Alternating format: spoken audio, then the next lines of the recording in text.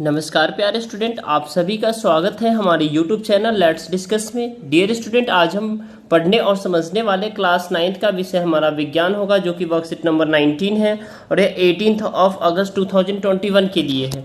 तो dear student, आपका एक नया चैप्टर स्टार्ट हो रहा है, जीवन की मौलिक इकाई। तो जीवन की मौलिक इकाई जिसे हम अच्छे से समझने का प्रयास करेंगे और समझेंगे भी।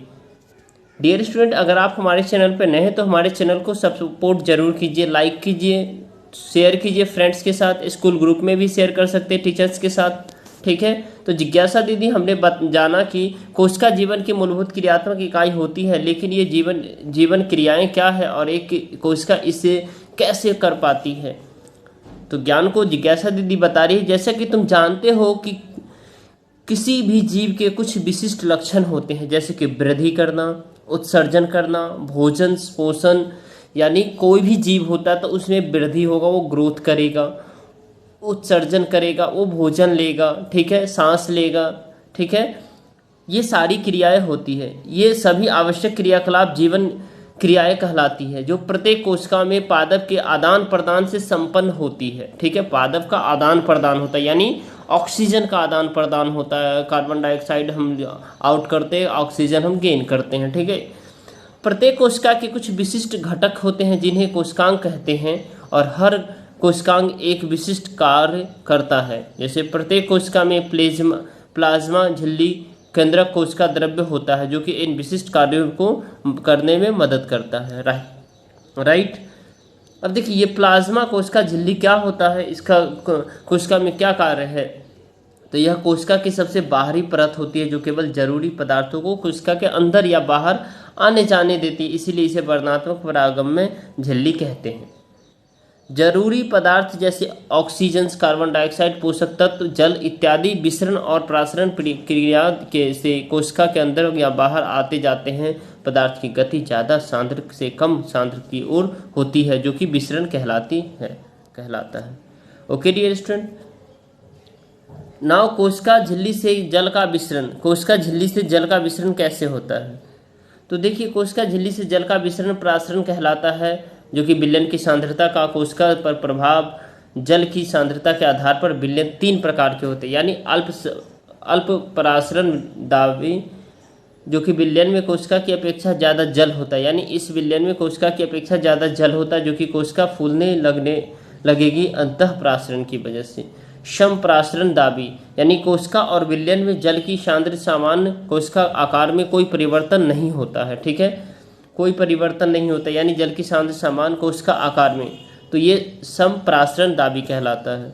अति प्रासरण दाबी क्या होता है? विलयन में कोशिका की अपेक्षा कम जल कोशिका सिकुड़ जाती है, ठीक है, और इस प्रकार में घुलनशील पदार्थ प्रासरण विधि से कोशिका में चले जाते हैं। अब देखिए, यहाँ पे आप देख पा रहे हैं डियर स्टूडेंट, विभिन्न विलयन का जल लाल रक्त कोशिका पर प्रभाव। तो यानी समप्रासरण दाबी, इसमें जो है ना, यहाँ देख पा रहे हैं समप्रासरण दाबी, ठीक है। उसके बाद अल्प प्रासरण दाबी, इसमें थोड़ा सा कम हो रहा है, ठीक है। लेकिन इसमें देखिए, यहाँ पे जो है ना और ज़्यादा गहरा हो गया, गाढ़ा हो गया, ठीक है। तो ये अति प्रासरण दाबी हो गया, राइट। अब हम इसमें देखेंगे डियर स्टूडेंट, जो पादप में प्लाज्मा झिल्ली के अतिरिक्त कोशिका भित्ति भी होती है। जो पादप कोशिका में प्रासरण द्वारा पानी की कमी होने पर प्लाज्मा झिल्ली सहित आंतरिक पदार्थ संकुचित हो जाते हैं, जिसे हम जीव द्रव कहते हैं, जीव द्रव कुंचन कहते हैं। पादप कोशिका में जीव द्रव कुंचन, ये साफ है, ये आपका जो क्वेश्चन है उसमें मैं अच्छे से इसे क्लियर कर दूंगा अभी, ठीक है। यहाँ पे क्लियर नहीं दिख रहा है, ठीक है डियर स्टूडेंट।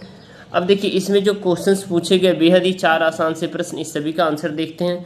चलिए, पहला प्रश्न है हमारा, कोशिका झिल्ली का क्या महत्व है? तो यह कोशिका की आकृति का निर्माण करती है एवं जीव द्रव्य की रक्षा करती है। अंतः कोशिका विसरण प्रासरण की क्रिया को नियंत्रित करने के साथ साथ यह विभिन्न रचनाओं के निर्माण की सहायता करती है, जिसे कोशिका झिल्ली कहते हैं, कोशिका झिल्ली कहते हैं, ठीक है।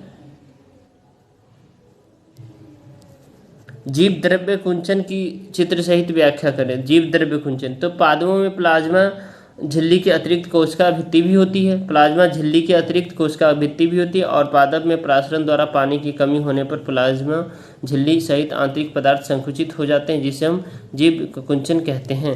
अब देखिए इसका जो फिगर के सहित आपको बताना है जीव द्रव्य कुंचन का।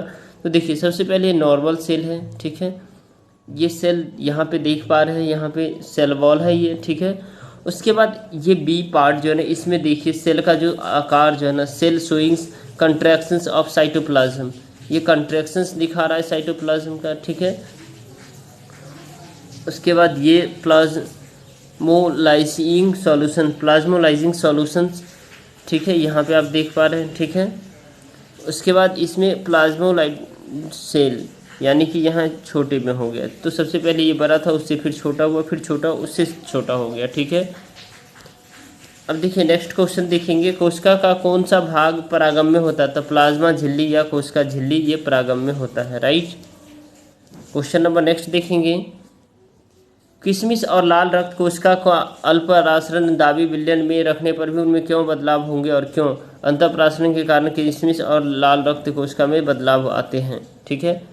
तो आई होप मेरे प्यारे स्टूडेंट आपको ये वर्कशीट समझ में आया, लगता है ये वर्कशीट आपके लिए हेल्पफुल है, तो इस वीडियो को जरूर लाइक करें, अपने दोस्तों के साथ, फ्रेंड्स के साथ, अपने टीचर्स के साथ ज़रूर शेयर करें और इस वीडियो को लाइक करें, ठीक है, क्योंकि आपकी सपोर्ट की बहुत ज़रूरत है। चलिए ठीक है, फिर मिलते हैं नेक्स्ट वर्कशीट में, तब तक के लिए bye bye, take care, have a nice day.